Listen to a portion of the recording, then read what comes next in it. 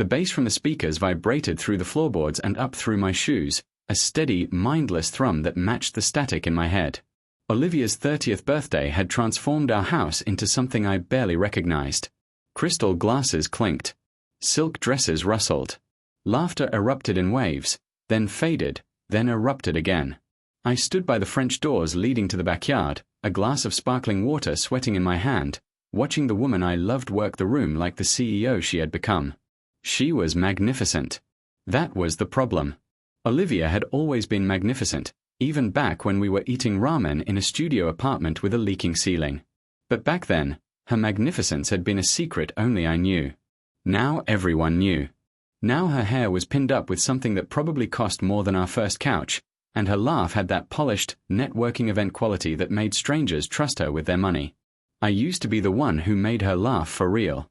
The snorting, eye-watering, doubling over kind.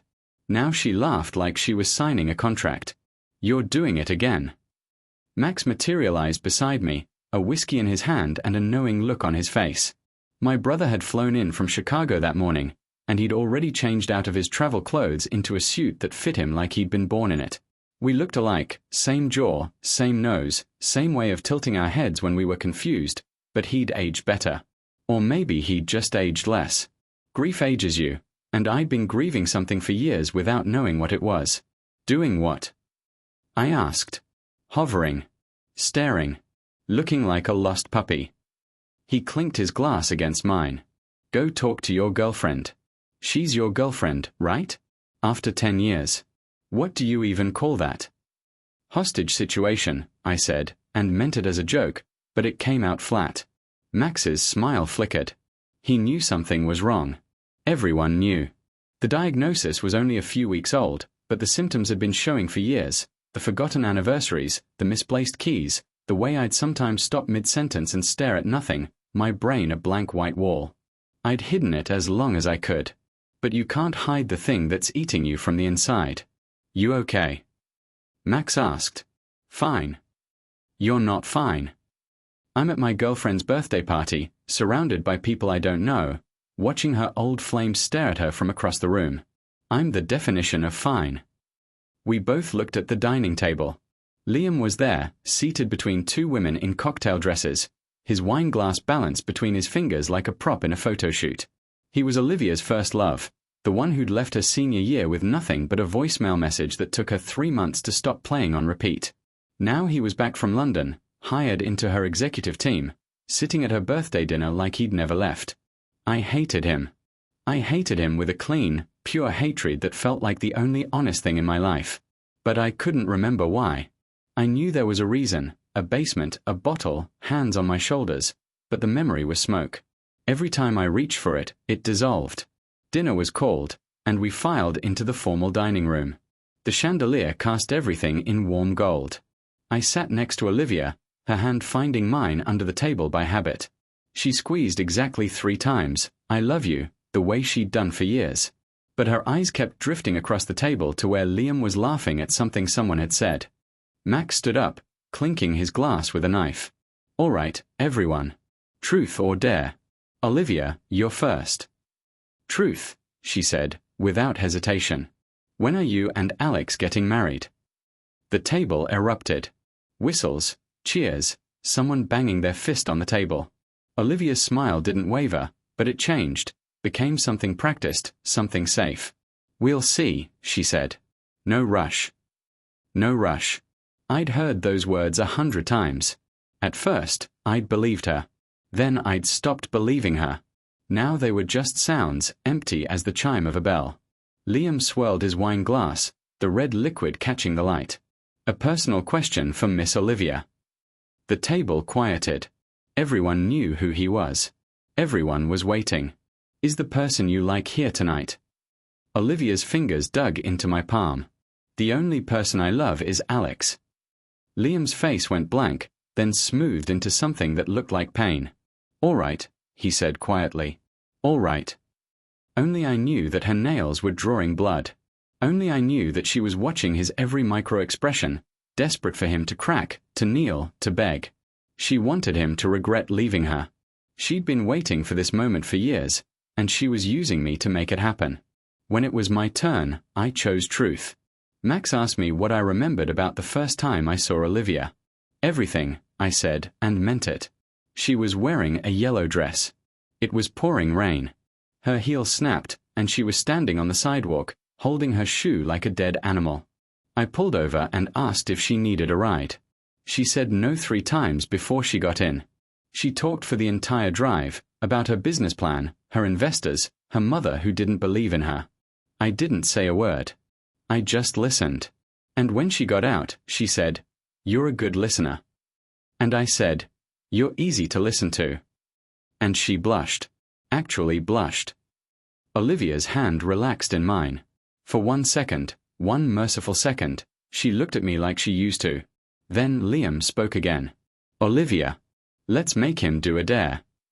Okay. Just like that. No question. No hesitation. Okay.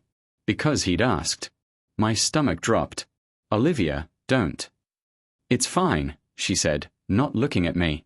"It's just a game." Liam was already walking around the table, a bottle of whiskey in his hand. 10 shots, he said. Old fraternity challenge. "Alex, you remember, don't you? Back in college, you couldn't handle it then either." The memory, smoke almost formed. A basement.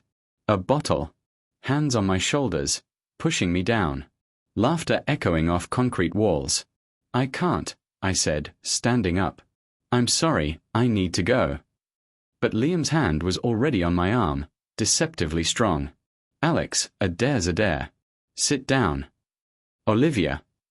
She didn't even lift her eyes from her plate.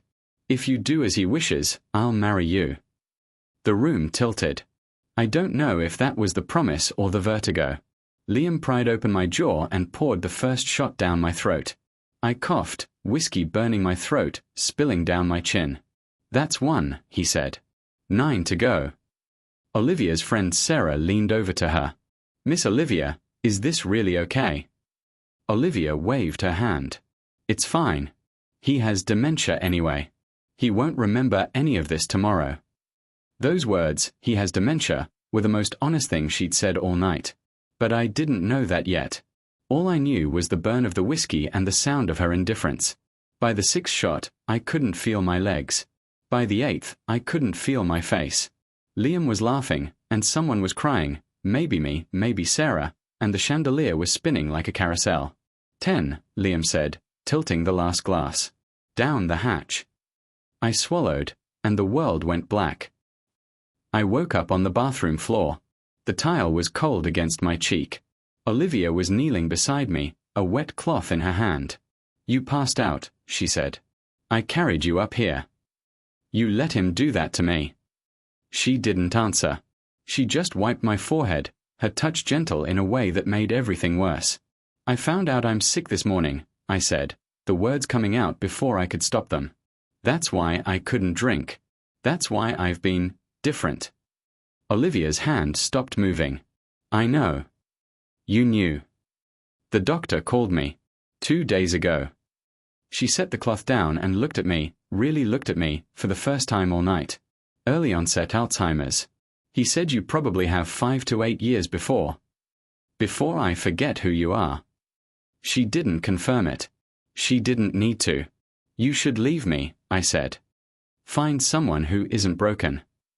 "I'm not leaving you." "Why not?" "Because you didn't leave me when I had nothing." She took my hand and pressed it to her chest, where her heart was beating fast and hard. "Because you believed in me when no one else did. Because you carried me through the hardest years of my life, and you never once asked for anything in return." That was before. It was still you. I wanted to believe her.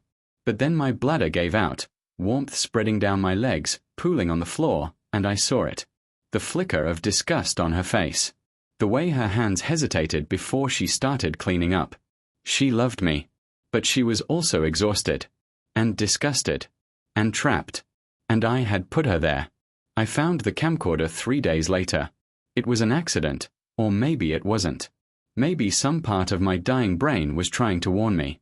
The drawer was in the bedroom, the one Olivia thought I didn't know about, stuffed with old tax returns and expired passports, and, at the very bottom, a battered Sony Handycam we'd bought senior year of college. Inside, 14 SD cards, each labeled with a date. The earliest was from 2015. I plugged the first card into my laptop, and there we were. Olivia and me, young and stupid and so full of hope it made my chest ache. The apartment with the mold. The desk she used as a kitchen table. The way she'd spread her business plans across the floor and lie on her stomach to read them, her feet kicking in the air. "What are you looking at?"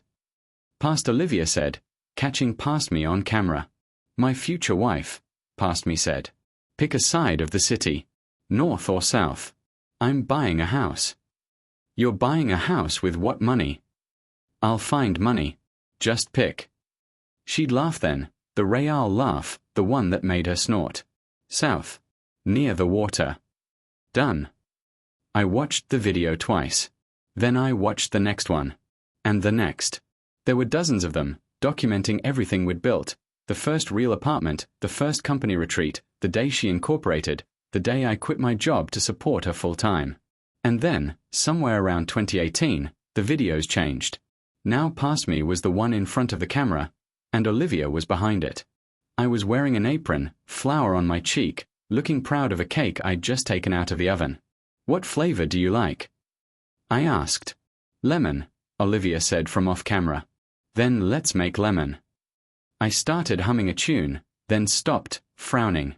What were the lyrics after that part of the song? Olivia hummed the tune with me, helping me find the words. But her voice was shaking. When I looked at the camera's reflection in a window, I could see her, curled up on the sofa, silently crying. "What are you crying about?" I asked. She wiped her eyes. "It's too touching. If it plays in theaters, we must go see it together." "Okay, help me remember. It's the English version of Ambiguity, not the Korean version." She nodded, not trusting her voice. I kept watching. The patterns emerged like cracks in glass. In one video, I asked her what kind of cake she wanted. She said lemon. I started making it, then stopped, confused. "What flavor did you like again?" She said she'd forgotten to buy ingredients. We'd eat out instead. In another video, I was standing in the hallway, looking lost. When I turned to the camera, I was crying. "Olivia, I don't know where I am." She put the camera down, and I heard her footsteps rushing toward me. "You're home. You're safe. I'm here." In a third video, the one that made me vomit, I was shouting at a man. "Get out of my house. Get out." The man was covering his head, shouting back. "Alex, it's me. Maximum. Your brother. Please, stop." I threw a plate at him. Olivia was crying in the background, trying to pull me away. And when I finally stopped, when the man ran out the door and I collapsed on the floor, Olivia knelt beside me and held me while I sobbed. "I'm sorry," I said. "I'm sorry. I didn't know it was him. I thought it was someone else." "Who did you think it was?" "I don't remember. But I knew. Even then, I knew. Liam." The name echoed in my head like a bell. The man who wasn't real. The phantom I'd invented to explain why Olivia was pulling away, when really, it was me. I was the one pulling away. I was the one disappearing, one memory at a time. The final video was dated 1 week ago. I was sitting on the edge of the bed, holding a piece of paper. My hands were trembling. "I have cancer," past me said, looking directly into the camera. "But I don't want to tell Olivia." He held up the paper, a medical report. The camera focused, and I could read the words, "All test results negative. No evidence of malignancy. No cancer. Just another delusion. Another story my brain was telling itself to make sense of the fear." "I keep seeing him," past me continued. "Liam. Olivia's first love. He's everywhere, at her office, at the grocery store, in our living room. But when I point him out, no one knows who I'm talking about. Max says he doesn't exist. Sarah says I'm scaring her. But I see him, Olivia. I see him standing behind you, and I know he's going to take you away." The video ended. I sat in the dark for a long time, my laptop screen glowing, my reflection a ghost in the glass. I didn't have cancer. Liam might not be real. The affair I'd been so certain of, the betrayal, the slow poison of her neglect, might be nothing but smoke. But that didn't make it hurt less. That night, Olivia came home late. She looked exhausted, dark circles under her eyes, her hair falling out of its bun. She'd been fighting with the board again, trying to keep the company afloat while I fell apart at home. "I made dinner," I said. She stopped in the doorway. "You cooked?" "Pasta, I think." I'd found the box in the pantry and boiled it until it was soft. The sauce was from a jar. It wasn't good, but it was food. Olivia sat down across from me and took a bite. She chewed slowly, her eyes on my face. "Thank you," she said. "For what?" "For trying." I reached across the table and took her hand. The ring on her finger, a simple gold band, caught the light. I'd given it to her on our 5th anniversary, back when I could still remember things like anniversaries. "Olivia," I said. "Who is Liam?" Her hand went rigid. The fork clattered against the plate. "Where did you hear that name?" "From me. In a video. I found the camcorder." She closed her eyes. When she opened them again, they were wet. "There's no one named Liam, Alex. There never was." "Then why do I see him? Why do I hate him so much?" "Because your brain is sick." Her voice was gentle, but the words were brutal. "Because it's easier to believe I'm betraying you than to believe you're losing yourself. Because anger is easier than grief." I wanted to argue. I wanted to tell her she was wrong, that Liam was real, that I'd seen him at the party, that I'd felt his hands on my shoulders in a basement years ago. But I couldn't remember the basement. I couldn't remember his face. All I had was the name, and the hate, and a hollow feeling where the memory should have been. "I'm scared," I said. "I know. I don't want to forget you." She stood up and walked around the table, pulling me into her arms. "Then don't. Fight it. Fight it every single day. And when you can't fight anymore, when you forget my name and my face and everything we've ever been, I'll fight for you. I'll remember for both of us." I held her tighter. I didn't know that this was the last time I'd remember her like this, clear-eyed, whole, present. By morning, the fog would roll back in, and I wouldn't recognize the woman who'd held me. But for one night, I held on. The first time I attacked Max, I didn't know he was my brother. In my defense, he'd grown a beard since college. But that wasn't the reason. The reason was that my brain had decided he was Liam, and once my brain decided something, there was no changing it. The neural pathways had been rewritten. The connections that said brother had been replaced with connections that said threat. It was a Tuesday. Olivia had gone to work, and Max had come over to check on me, something he'd been doing twice a week since the diagnosis. He let himself in with the key Olivia had given him, calling out my name as he kicked off his shoes. "Alex, you here? I brought bagels." I was in the living room, staring out the window at the street. A car had just driven past, a black sedan, the same model Olivia's executives drove. I watched it turn the corner, then looked at Max. He wasn't holding bagels. He was holding a knife. No, that wasn't right.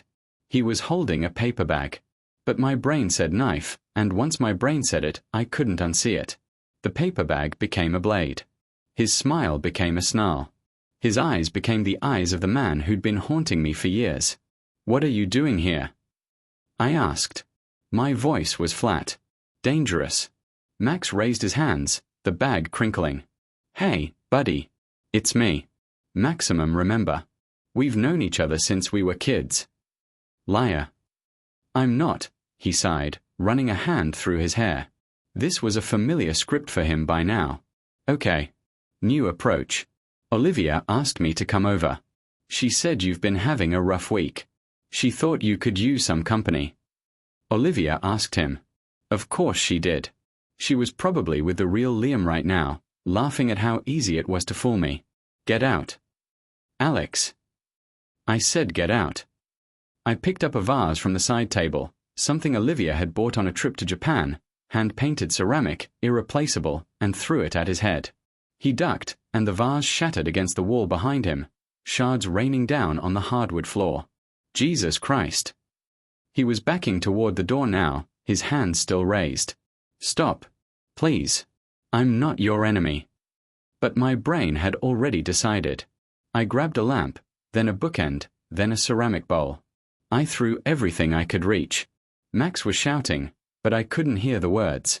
All I could hear was the roaring in my ears, the same roaring I'd heard at the party, the same roaring that told me I was fighting for my life.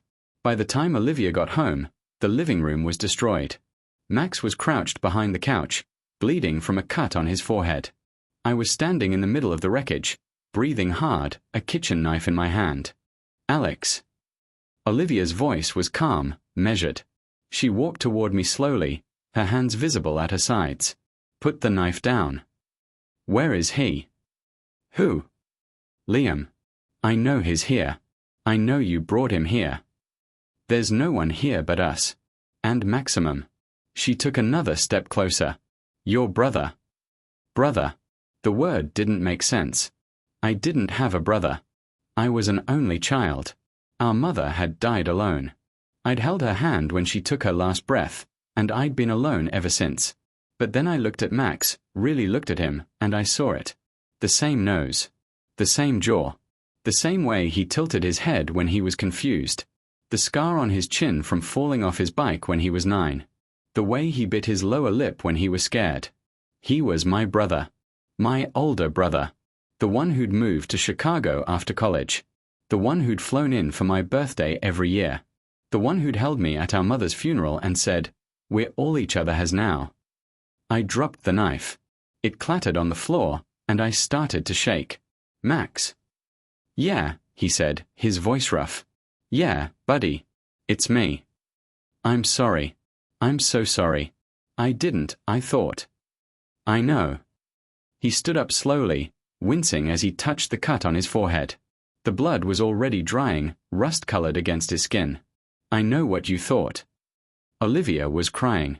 She was always crying these days, though she tried to hide it.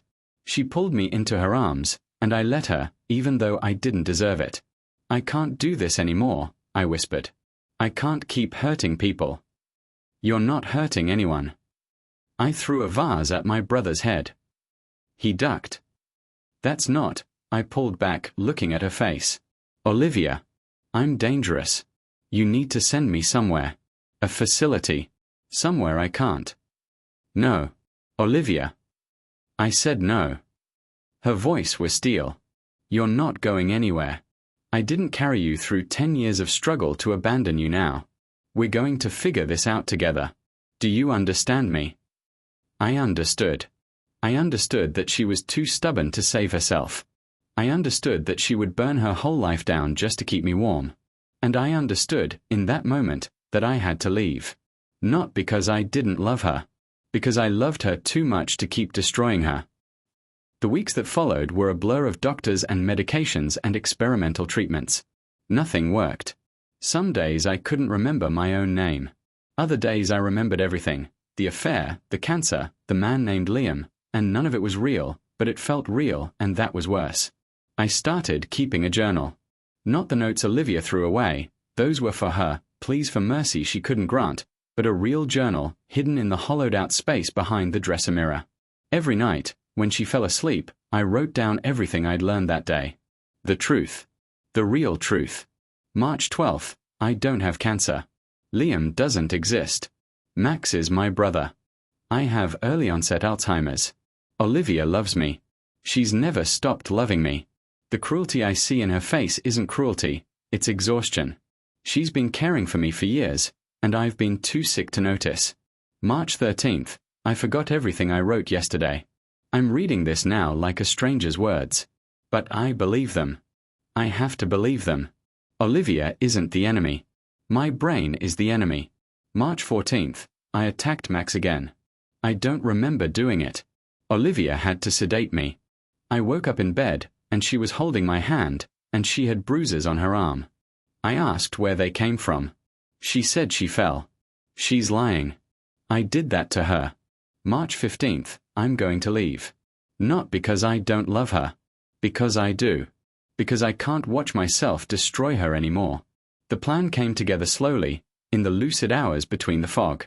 I found a nursing home, a good one, expensive, the kind Olivia would have approved of if she'd known.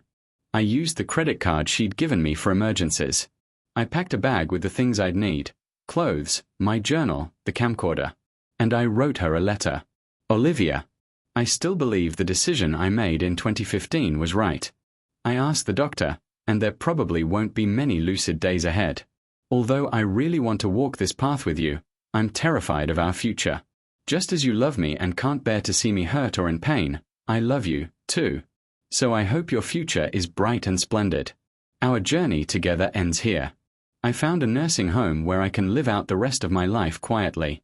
I promised to celebrate your birthday every year, but I can't do that anymore. I might not remember in the future, so I'm wishing you happy birthday many times in advance. You will find someone who loves you again and spend the rest of your life with him. I'm sorry. Unilaterally announcing a breakup is a cruel thing, but my lucid moments are few, and one moment of weakness might lead to hurting you. I'm not willing to take that risk. Olivia, it was nice knowing you. Goodbye. I left the letter on her pillow. I took one last look at her, sleeping, peaceful, unaware that I was leaving, and I walked out the door. The nursing home was an hour away. I drove with shaking hands, crying so hard I could barely see the road. By the time I arrived, I'd forgotten why I was there. I'd forgotten Olivia's name. I'd forgotten everything except a vague sense of loss, a grief so deep it felt like drowning. A nurse took my bag. A doctor asked me questions I couldn't answer. They put me in a room with a view of the garden, and I sat by the window, folding paper frogs, waiting for something I couldn't remember. The nursing home had a smell. Not bad, exactly, just present. Disinfectant and oatmeal and the faint metallic tang of old blood. I noticed it the moment I arrived, and then I stopped noticing it, and then I noticed it again, and then I stopped. That was how everything worked here. Cycles of awareness and forgetting, a rhythm as predictable as the tides. I didn't know why I was here. That was the first thing I forgot, and the thing I never remembered for long. Sometimes I thought I was on vacation. Sometimes I thought I was in prison. Sometimes I thought I was dead, and this was purgatory, and the paper frogs I folded were prayers for a salvation I no longer believed in. The staff was kind enough, in the way that people are kind to animals. They fed me when I remembered to eat. They bathed me when I remembered to be embarrassed. They spoke to me in soft, simple sentences, the way you'd speak to a child or a dog. Time for your medication, Alex. Let's get you changed, Alex. Your visitor is here, Alex. Visitor. That word was a constant. Someone came to see me, a woman, dark hair, tired eyes, a small smile that seemed to hold 1,000 secrets. She came every day, sometimes in the morning, sometimes in the afternoon. She brought books I couldn't read and puzzles I couldn't solve and food I couldn't name. Who are you? I asked, every time. I'm Olivia, she said, every time. Your wife. I'm married. Yes. She'd show me her ring, and sometimes I'd show her mine, a gold band I didn't remember putting on, and we'd sit in silence, her hand in mine, watching the light shift through the window. The nurses whispered about her. I could hear them sometimes, when they thought I was asleep. The one in 204, one of them said. No family. No visitors. Just that woman who comes every day. I heard she's not even related. Just some do-gooder who adopted him. Creepy, right? Who volunteers to spend time with a dementia patient. I didn't understand everything they said, but I understood enough. No family. No visitors. The woman who came to see me wasn't my wife. She was just a stranger, and I was just a burden. One day, I refused to look at her. What's wrong? She asked. Why are you here? Because I love you. You don't know me. I know you better than anyone. The nurses say you're not my wife. They say I have no family. They say you're just some woman who feels sorry for me. Olivia's face went pale.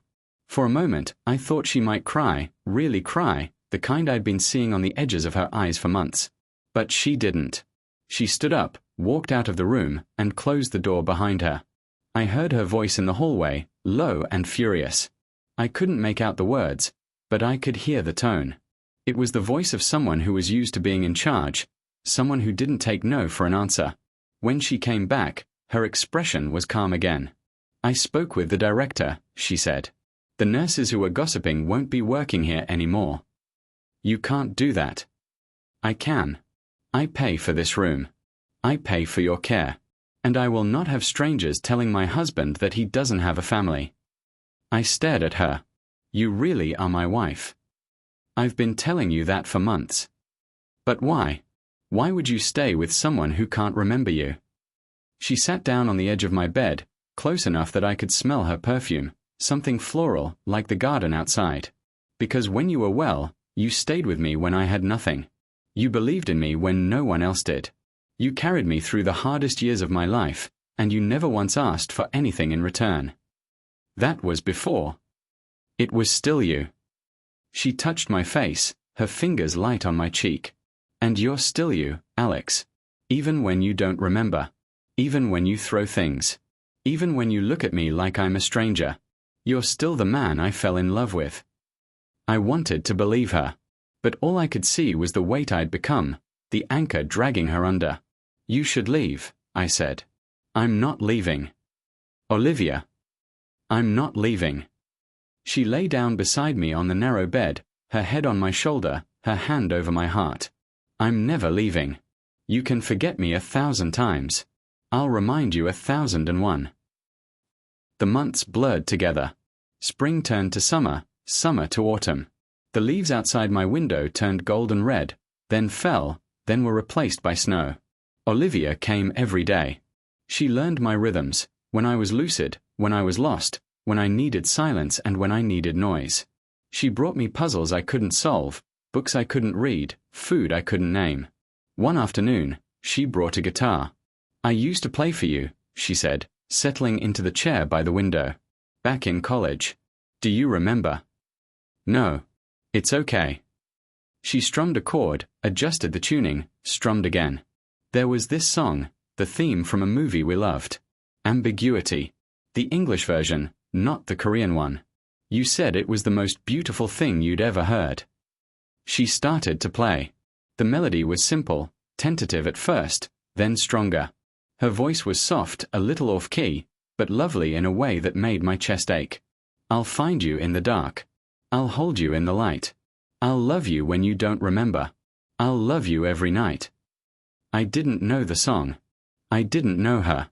But something in me recognized something in her, a resonance, a familiarity, like the echo of a word spoken in another room. When she finished, she was crying. Why are you crying? I asked. Because you used to sing along. You'd hold my hand and sing along, and you'd get the words wrong, and I'd correct you, and you'd laugh. She wiped her eyes with the back of her hand. You had a terrible voice. The worst I'd ever heard. But I loved it. I loved it because it was yours. I don't remember. I know. She set the guitar aside and took my hand. But I do. That winter, something shifted. I was sitting by the window, watching the snow fall, when the fog in my head lifted. Not all the way, never all the way, but enough. Enough to see her face. Enough to know her name. Olivia, I said. She looked up from the book she was reading. Yes. I remember. She went very still. What do you remember? The apartment with the mold. The night you played that song for the first time. The way you looked at me when I told you I was sick. I squeezed her hand. I remember everything. It wasn't true. I didn't remember everything. There were gaps, years of gaps, whole continents of my life that had been erased. But I remembered her. I remembered the shape of her love, the weight of it, the way it had held me together when everything else was falling apart. I'm sorry, I said. For what? For leaving. For the nursing home. For the vase I threw at Max's head. For all of it. She shook her head. You don't have to apologize. I know. I pulled her close, pressing my forehead against hers. But I'm going to anyway. We sat like that for a long time, holding each other, the snow falling outside the window. I didn't know how long the lucidity would last, an hour, a day, a week. But I knew what I had to do before it ended. Olivia, I said, can we go home? She pulled back, searching my face. Are you sure? I'm sure. She called the nurse. She signed the discharge papers. She packed my bag, the clothes, the journal, the camcorder, the paper frogs. And she drove me home, one hand on the wheel, one hand holding mine. The house looked different than I remembered. Smaller, somehow. Older. But the lemon trees in the garden were blooming, and the air smelled like citrus and possibility. "Welcome home," Olivia said. I looked at her, really looked at her, and I smiled. It's good to be back. Home was a word I understood, even when I didn't understand anything else. Home was the couch I'd bought with my first real paycheck, the kitchen table where Olivia had spread her business plans, the bedroom where we'd held each other through 1,000 sleepless nights. Home was the woman who slept beside me, even when I didn't know her name. The lucid days came less frequently now. But when they came, they were sharp and clear, like winter light through a window. On the best of those days, a Tuesday in spring, the lemon trees in full bloom, I woke up and knew exactly who I was. I was Alex. I was 42 years old. I had early-onset Alzheimer's disease, and I had maybe a year left before the fog swallowed me completely. I was married to a woman named Olivia, who had been my partner for 11 years and my caretaker for 5. I had a brother named Max who lived in Chicago and flew in once a month to check on me. I had no children, no pets, no living relatives besides Max. And I was dying. Not today, probably, but soon enough. Olivia was already awake, sitting at the kitchen table with a cup of coffee and a stack of papers. Her company was going public next month, something she'd been working toward for a decade, and she was buried in SEC filings and investor presentations. But when she saw me in the doorway, she put down her pen. "Morning," she said. "Morning. How did you sleep?" "Badly. You?" "The same." She pushed a cup of coffee across the table. "I made breakfast. Eggs and toast. The eggs are cold, but the toast is probably still warm." I sat down across from her and took a bite. The eggs were terrible, rubbery, overcooked, but I ate them anyway. She'd made them for me. That was what mattered. "Olivia," I said. I want to go for a walk." She looked up, surprised. "A walk where?" "The garden. The lemon trees. I want to see them before they stop blooming." She stood up and took my hand. We walked outside together, the morning sun warm on our faces. The lemon trees were heavy with blossoms, their fragrance thick in the air. "I remember the day we planted these," I said. "You'd just incorporated the company. We had no money, no investors, no idea what we were doing. But you wanted to plant something that would last." "You cried," she said. "When we put the first tree in the ground, you cried." "I was happy." "You were terrified." "Same thing, sometimes." I stopped walking and turned to face her. "Olivia, I need to tell you something." Her expression shifted, a flicker of fear, quickly masked. "What is it?" "I'm not afraid anymore." She stared at me. "What do you mean?" "I mean, I've spent 5 years terrified of losing myself. Terrified of forgetting you. Terrified of becoming a stranger in my own body." I took her hands in mine. "But I'm not afraid anymore. Because I've realized something." "What's that?"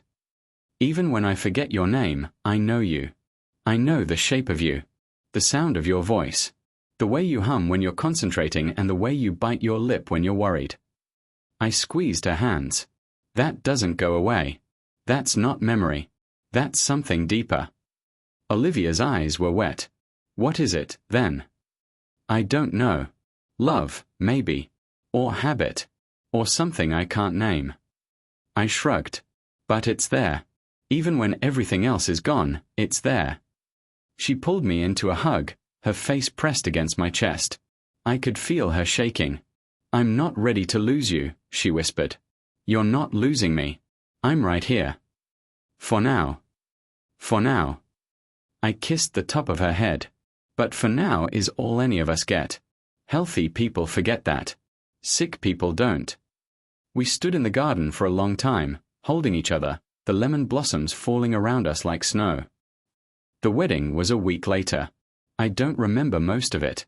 The fog had rolled back in by then, thicker than before. But Olivia told me about it later. She showed me the photos. There were only a few guests. Max was there, his forehead scarred from the vase I'd thrown. Sarah was there, Olivia's friend from college. A few others, people who'd known us before, people who understood what this meant. I wore a blue suit. Olivia wore a white dress. We stood in front of a judge in our living room, and I said the words I'd been saying to her for years, even when I didn't know who she was. I love you. I love you. I love you. You cried the whole time, Olivia told me. Even the judge cried. I don't remember. I know. She kissed my forehead. But I do. The months that followed were hard. Harder than anything I could have imagined.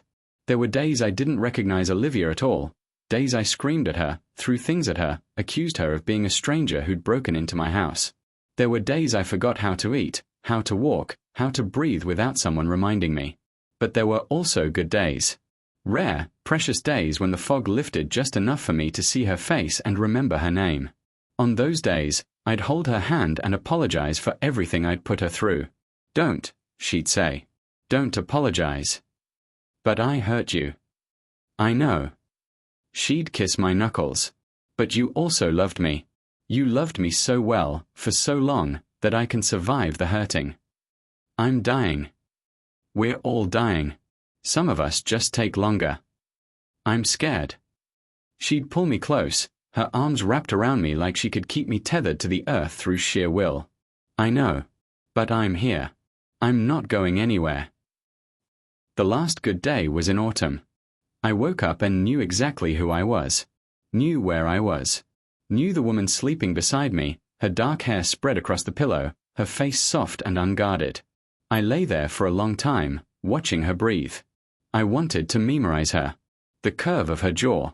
The crinkle at the corner of her eye. The small scar on her chin from a bike accident when she was 12.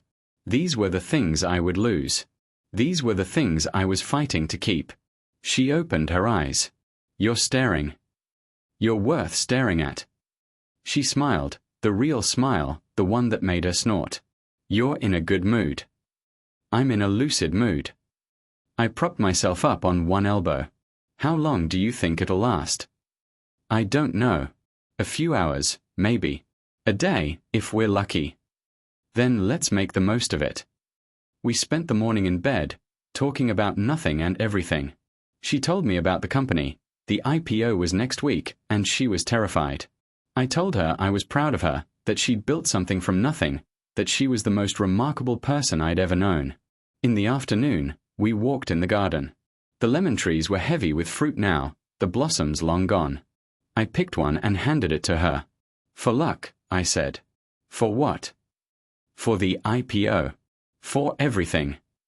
I kissed her forehead. You don't need luck, though. You're brilliant. You've always been brilliant. She laughed, but her eyes were wet. You're going to make me cry. Good.